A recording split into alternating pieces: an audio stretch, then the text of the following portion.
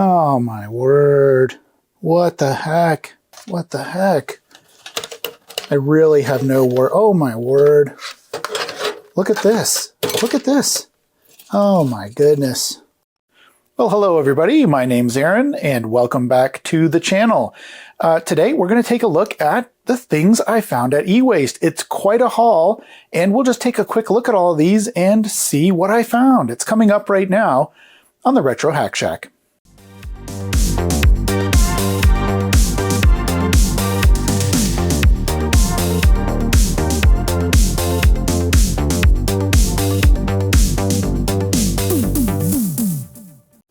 Well, hello everybody. Welcome back to the Retro Hack Shack and to eWaste Wednesday, where eWaste Wednesday stands for ew. Ew, this is so cringe.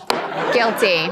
And I guess beauty is in the eye of the beholder. All of these, predominantly beige, I should say, this week, as well as a black item here in the form of a laptop that I found at eWaste. I want to go through all of these just at a high level, show you what I found, and kind of take a look at them, see what kind of damage they have. I think a lot of these are going to come back for repair, which I can't do right now because unfortunately I am a little bit hobbled here. I had another finger surgery to relieve my trigger finger. They do a trigger finger release. And yeah, I can talk more about this at the end of the episode because not everybody wants to hear that. So stay tuned until the end if you want to hear about my finger saga. But this means that I really can't do a whole lot of repair. So instead, I just happened today to find a ton of stuff at eWaste. I brought it back with me, put it up here on the table, and I thought we could just go through these one by one, take a quick look at them, and see what's going on. So maybe a little bit of a shorter episode today, but hopefully still interesting for those of you who like to collect and repair vintage computers. So let's get started. So the first thing I want to take a look today is this Powerbook. Now this was just sitting at eWaste. It had a $5 price tag on it, so I'm not going to make you wait for prices this time. And it says see Joe for power supply, which I did. Thank you, Joe. And here is the original power supply for this Powerbook. So this says that it's running Mac OS 9. So appears that Joe tested this and it is actually running. So no repair needed. So it's a good one just to take a look at and see if it actually is running, maybe what's running on it. Before we do that, let's take a look at the back and see what the model number is of this particular Powerbook. So sorry, I'm just going to hold this up shakily with one hand in front of the camera here. But the model number on this is M7572. And all of these black Powerbooks from this era, the Wall Streets, the Lombards, the Pismo, I think there's a Pismo, right? They all kind of look very, very similar. So you're never sure exactly which one you're getting until you take a look at that model number. And a great tool for looking up these Macintosh, if you know the model numbers, which you can usually find somewhere on the device, but Apple really tried to minimize this. Sometimes they're really hard to find, but once you find the model number, a great tool for looking up specs and things like that is just to go to everymac.com, and they have a search engine. You can see down here, I've put in M7572 down there. And if I hit look up, which I already did, you can come down and you can see there was a couple of different versions of the M7572. And the one I have is the 400 megahertz one. So if we click on that, there we go. We get the information. And so we can see this is a Powerbook 3.1. Gives you a little bit of information about, the hard drive and the cache and all that kind of stuff. Has all the tech specs you could want. So yeah, we can see that this was indeed the Pismo version, Firewire Pismo. It says up there at the top. Sorry for the shaky camera, but we're doing this on the cheap here because of my hand. And it also says apparently it shipped with a 6 gigabyte hard drive. And then on September 13th, 2000, it was increased to a 10 gigabyte hard drive. So yeah, pretty cool. Let's turn it on and see if it works. All right, so I plugged the power adapter and I thought I would at least get some sort of a charging light or something, but I'm not seeing anything. So I'm not sure if this is actually going to work or not, but let's just hit the power button and see what happens. Oh yeah, it's coming up. Whoa, hello. That was a loud bong. And here we go, Mac OS 9. I will say this particular laptop, sometimes the rubber, they can be kind of have this rubberized finish. And sometimes that'll be very sticky. This one is not sticky. So either someone's cleaned that up already with some IPA or something like that, or maybe this just doesn't have the problem. I don't know, but regardless, this one feels pretty good, looks pretty good. It's in really good shape. Someone took good care of this. Okay, and here we go. This thing took quite a while to boot up. I would say about 3 minutes. The progress bar on boot up was just kind of So performance is not great for this particular, and I don't know whether that's because, if that's typical, I have nothing to really compare this to, but we can see there are a lot of things loaded. I'm not going to show any personal information, hopefully, like, what's this over here? A master key? Is that a program or is that something specific? I don't know. So sometimes when you get these, you get a lot of personal information. Don't want to go through that, but I can certainly see a lot of nostalgic things here, even though I wasn't a Mac user and still really am not. Here's a Netscape Navigator, for example, over here. There's Microsoft Word over here. FileMaker is over here. Something called Kodak, which may be for a Kodak camera. DeskJet devices and things. There's a DeskJet 930C and a LaserJet here. So, you know, whoever owned this is the last thing they would have seen before they closed this down for the last time. So really, really neat. And it appears that everything is working fine. Now, of course, as soon as I see that, I'm trying to click on things with the little mouse thing down here, and that is not working. So that's about as far as I can go with this. I'm not going to plug in another mouse to go through all this thing. Everything's working. It looks really good. Can we raise the brightness a little bit? Yeah, a little bit of brightness there. Can turn down the volume a few notches maybe. So it appears the keyboard's working, the hard drive's working, everything's working, but for some reason, and the touchpad itself is working, but there's no clicky working. So really happy with this. Not a bad find for $5. Okay, so let's stay with the Mac theme here while we're at it. And here are the next few things that I found at eWaste today. Two, actually, MacBook SEs that are in sorry shape. I'll get into that in just a minute. And then also some sort of external hard drive. I'm guessing this is maybe a SCSI hard drive. And it says on the front, Mac Crate.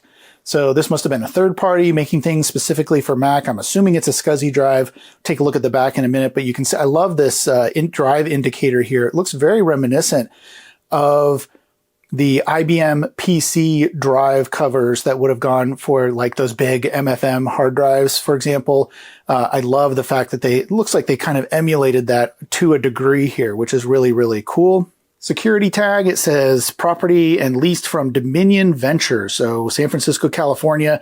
And on the back is what I assume is a serial number, and it says Crate Technologies, Vineland Ave, North Hollywood. So that's where this company was, and you can see the SCSI connections on the back, and I'm assuming that those jumpers there are to set the SCSI ID. So when my hand is better, I definitely want to test out that SCSI drive. I love the way that it matches the look and feel, and I'm assuming it was date appropriate for the Macintosh SE that usually came with a hard drive. It looks like there's hard drives in here, but maybe not. I think there was also a 2 floppy version that you could get, a dual floppy version. Let's just see what the back of these say. Yeah, so both of these say they have the 800K floppy and the 20SC, so 20 megabyte hard drive should be in both of these. However, I want to draw your attention to a real travesty. I could not believe this when I saw these today. If you look at the top, number one, you'll notice a few things. Like on this one, for example, it also has that Dominion Ventures Incorporated security tag here. So I'm assuming that drive goes with this SE most likely. But the other thing that you'll notice is right here. Both of these have been pried open to an extent. And you might think, well, somebody just didn't close these up when they were done. Unfortunately, that is not the case. Someone, no pun intended by case, by the way, someone did not know how to open a Macintosh. So someone got these, brought them home, I don't know. And what they did was they didn't know about the screws that were here in where the handle is. So if you've never opened a Macintosh before, one of these classic Macs, they have screws on the back, but they also have screws underneath this handle, and you need to use a long screwdriver to get those out.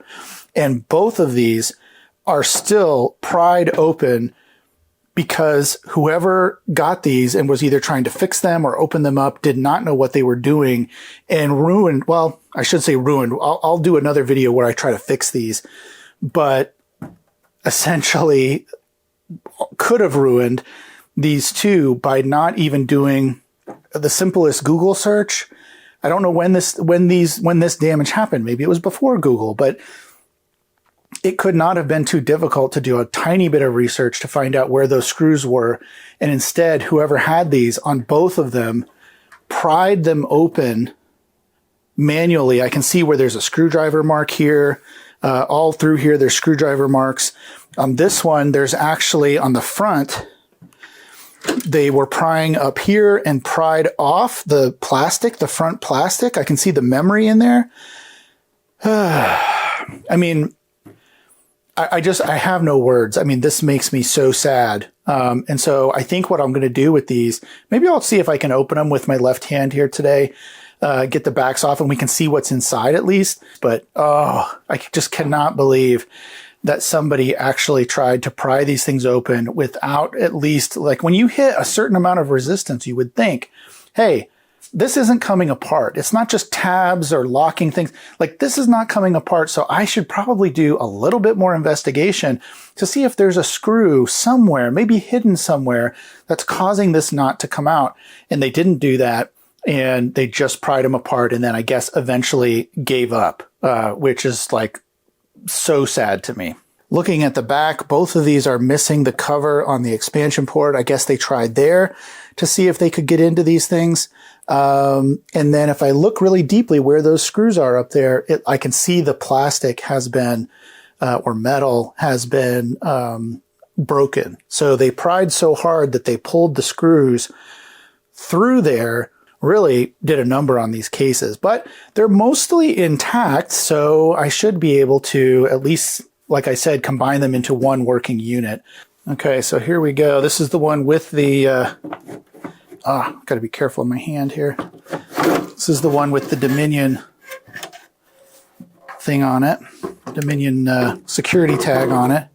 Oh my word. What the heck? All right, so here you can see where they pried off this plastic part. I might be able to glue that back in, but yeah, brute force method, unfortunately.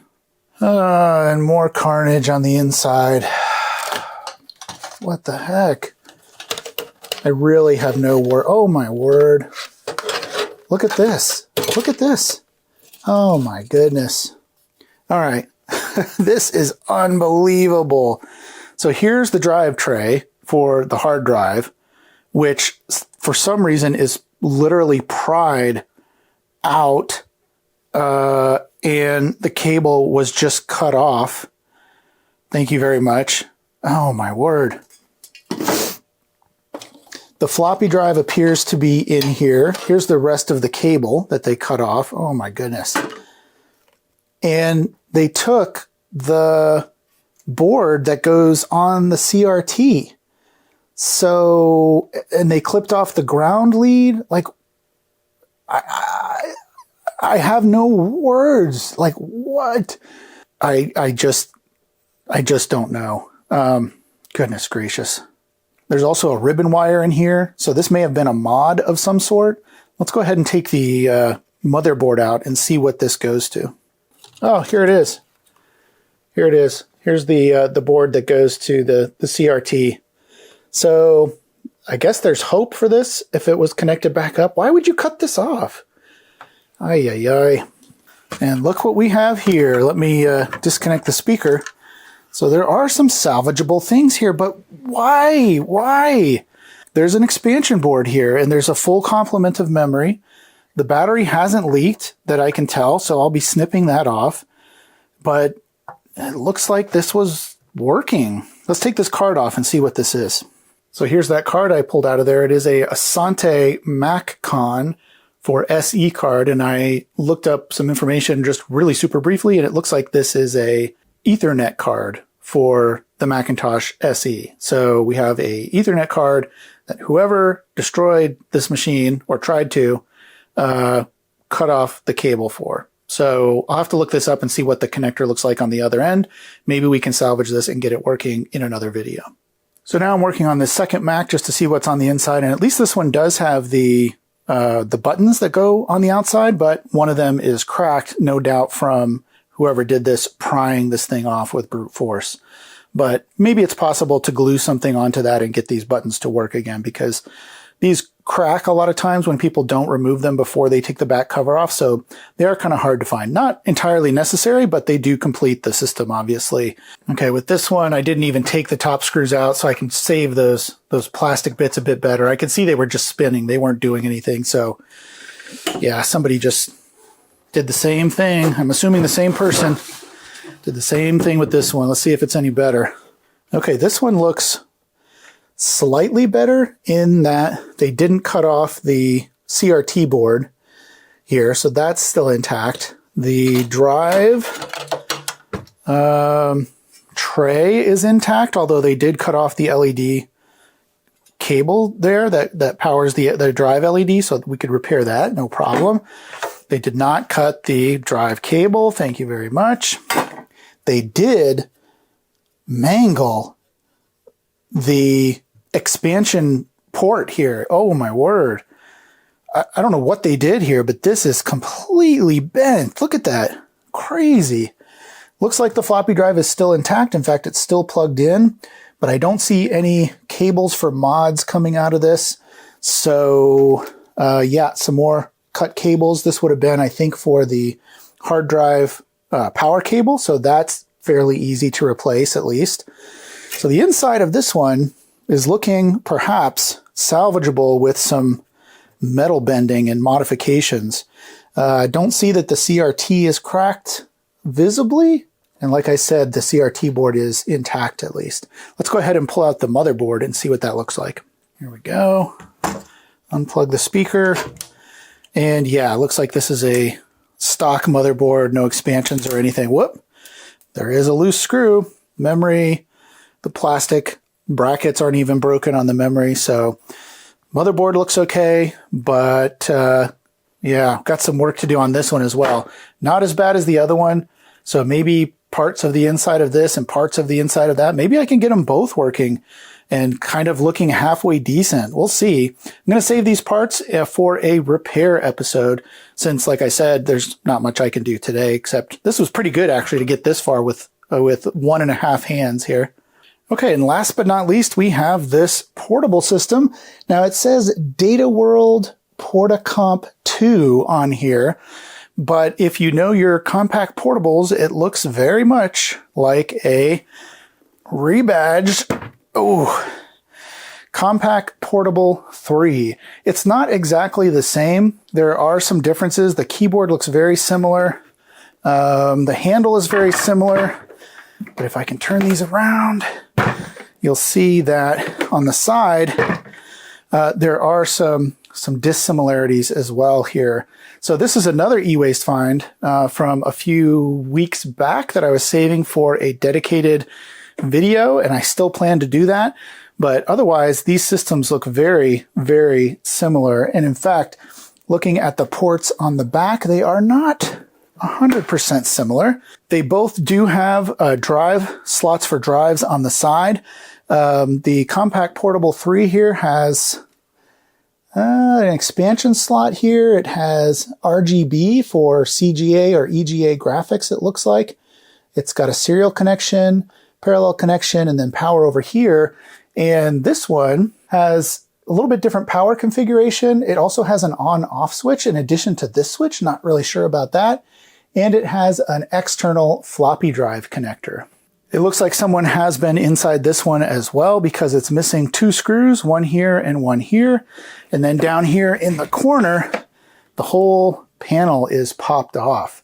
So this one is going to need some repair work as well, most likely. Oh, I just popped this panel off and look what's inside, all these goodies. So it looks like we have lots of ports in here. There's a reset button. There's what looks like an EGA card with a mono out. I'm assuming that's EGA because it has these dip switches over here on this side. And it's got parallel COM ports and a joystick port, it looks like. So, wow, very interesting. This thing is loaded with stuff in here. And they even have a nice little legend for what those dip switches do. Super nice. And this thing is held on with a little thing here so you can't lose it. So, wow, I really like this. That is really, really cool. So let's just see if we can open the keyboard up here and get a look at the inside. There's one side. Can't do it with that hand. Okay, there's the other side. And here we go. Very nice. Definitely a Compaq portable, but look at that screen. That is very high end. I don't know if that's a plasma or what, but very cool. It's got indicators here for power, hard drive, and turbo. So it has a turbo mode. And again, it's got the data, whatever that says, I can't even, data Portacomp logo down here. So you know what? I'm just going to go for broke and plug this in. Who knows? I mean, let's just turn it on and see if it works. Why not? Okay, it's plugged in. As I said, there's a slot over here for what appears to be a floppy drive that is empty. But let's just go ahead and turn this on and see what happens. Here we go. Oh, it's actually working. The power switch is wonky in the back. That probably needs to be repaired or replaced. But look at this. I've got lights. I've got activity lights. Numlock just came on. Let's see if I can get the screen to do anything. Nope. The brightness or... Oh, wait a second. Can you see that? It just came on. So there's a huge reflection. This thing has like a glass front or something. I don't know if I'm going to be able to get this so you can see it. Let me adjust this. Well, this thing is going to be next to impossible to record, but it's actually working, guys. I can't believe this. 286 modular BIOS, copyright 1987, award software, DataWorld Incorporated, preferred system 2. So it definitely appears to be some sort of version of the Compaq portable. It's just too similar not to be. But I can see here initializing interrupt controller, okay, 640K found. Everything tested okay. Everything as far as the BIOS concern is coming up okay. I'm going to go ahead and hit F1 to continue. Let's just see what happens. So the keyboard must be working. Disk boot failure, insert system disk and press enter. Maybe it's got a hard drive and we need to go into the BIOS and tell it what the hard drive type is. All right, Control-Alt-Escape into the setup. I'm not going to worry about the date right now. Diskette 1 and 2, none. Oh yeah, see, it's got disk 1 and disk 2, none. Let's see if we can try to get this working.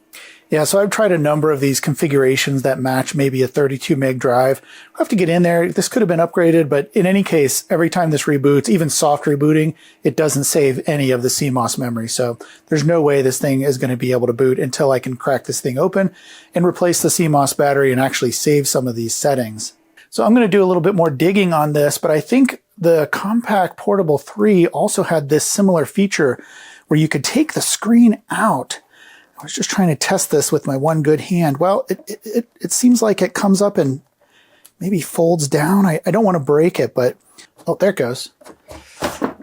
There it goes. Yeah, so it does kind of come up. And there's no access to anything immediately that I can see back here.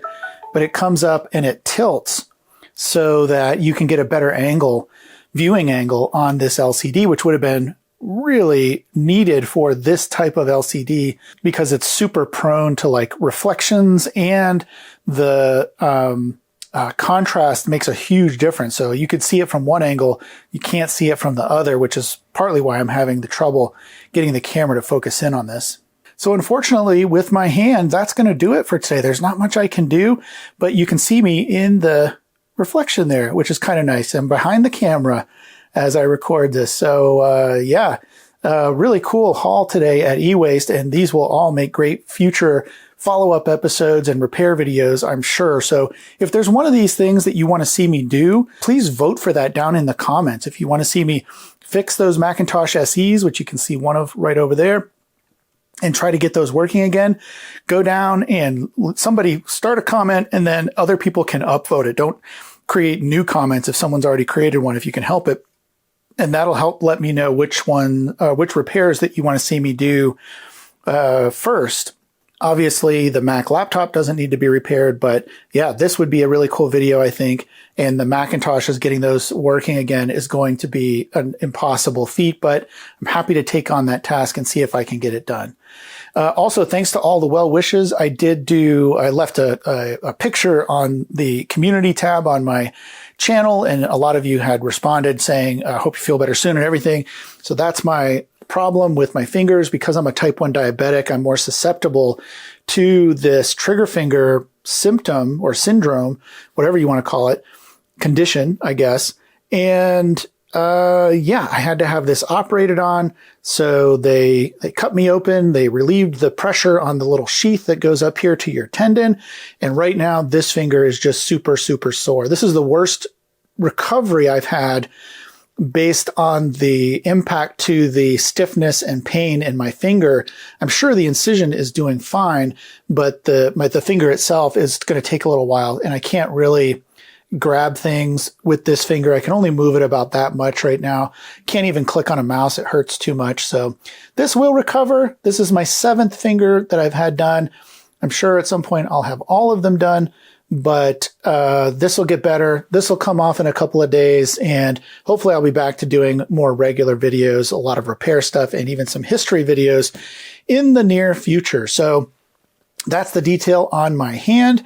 And sorry I couldn't do more in-depth stuff today, but that's just the way it goes. Hopefully you enjoyed seeing my huge haul from eWaste today. Thanks for all the support that you've given me. Thanks especially to my patrons who contribute to the channel and make all of this possible. So until next time, thanks for watching.